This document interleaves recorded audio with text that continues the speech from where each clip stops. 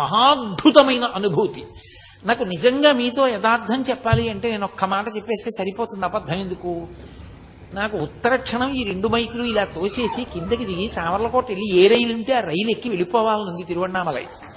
ఇది చెప్తున్నప్పుడు ఆ గిరి ప్రదక్షిణం అంటే నాకు అంత వ్యామోహం, అంత అద్భుతమైనది ఆ గిరి ప్రదక్షిణం, అంత గొప్పగా ఉంటుంది నిజంగా.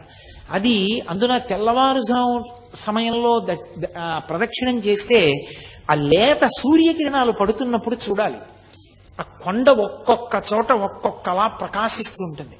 ఆ లేలేత సూర్యకిరణాల్లో ప్రదక్షిణం చేస్తూ వెడుతుంటే మనం చెయ్యగలిగిన ధర్మకార్యం చేస్తూ భగవన్నామని చెప్తూ కూర్చుంటూ లేస్తూ తిరుగుతుంటే ఎంత ఆనందంగా ఉంటుందో నిజంగా గిరి ప్రదక్షిణం.